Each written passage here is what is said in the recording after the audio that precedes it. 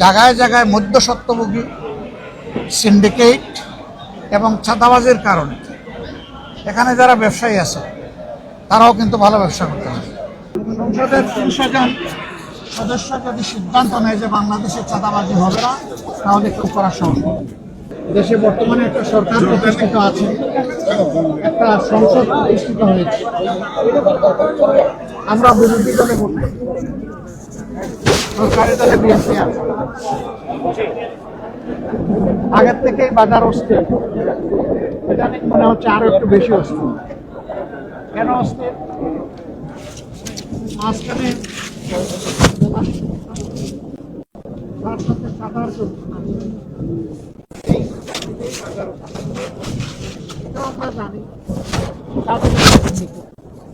এটাও আমরা জানি। এই যে একটা বিশাল আড়ত মার্কেট আছে, এখানে যে দোকানগুলো আছে দোকানগুলো ভাবে যারা ব্যবসা করে তারা পায় না। এখানেও দোকানদারি আছে, নীরব চাঁদাবাজি আছে, কিন্তু মুখ চেপে কেউ কথা বলতে চায়, আবার মুখ চেপে রাখা হয়। কারা করে চাঁদাবাজি? আফ্রিকার জঙ্গল থেকে এসে কেউ করে না, এখানেই আমাদের সাথে চলাফেরা করে, উঠা বসা করে, বসবাস করে এই লোকেরাই লাগে। তাদের পরিচয় আমরা সবাই জানি। বিগত সংসদের শেষ অধিবেশনে,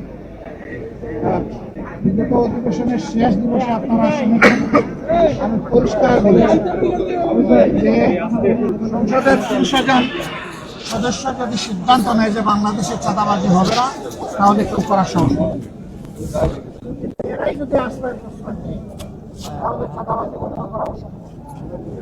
আমরা চাই চাঁদাবাজিটা বন্ধ হোক। আপনারা চান কিনা? কারণ সাংবাদিক হই, ব্যবসায়ী হই, ভোক্তা হই, সাধারণ নাগরিক হই, আমাদেরকে তো বাজারে আসতে হয় পণ্য কেনার জন্য। আমি না হয় একটা পণ্যের ব্যবসা করি, কিন্তু আরো ১০০টা পণ্য যে আমার কিনা লাগে, ওখানে গিয়ে তো আমাকে বিড়ম্বনার শিকার হবে। মানুষের না বিশ্বাস, বিশেষ করে স্বল্প আয়ের মানুষ যারা, তাদের অবস্থা এখন বেঁচে থাকাই তাদের জন্য কঠিন হয়ে গেছে।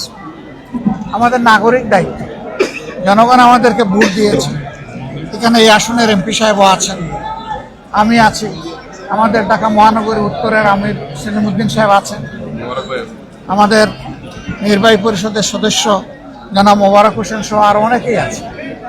আমরা আজকে মহড়া দিতে আসিনি, অ্যাকচুয়ালি বাজারটাকে বুঝতে এসেছি। আমি গত ৯ তারিখ জাপান সফর শেষে যখন দেশে ফিরি, তখন এয়ারপোর্টে আপনারা অনেকে ছিলেন।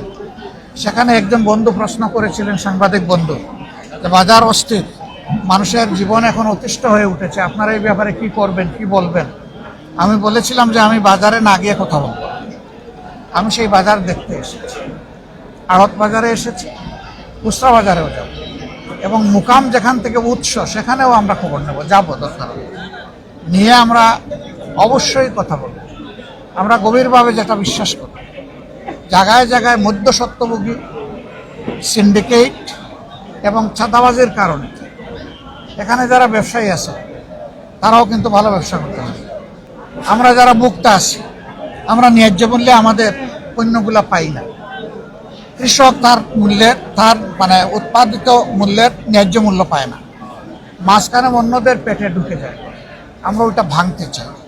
কোন দিন ভাঙতে পারবো আল্লাহ ভালো জানে, কিন্তু আমাদের লড়াই শুরু হয়েছে, এই লড়াই চলবে, আমরা থামবো না।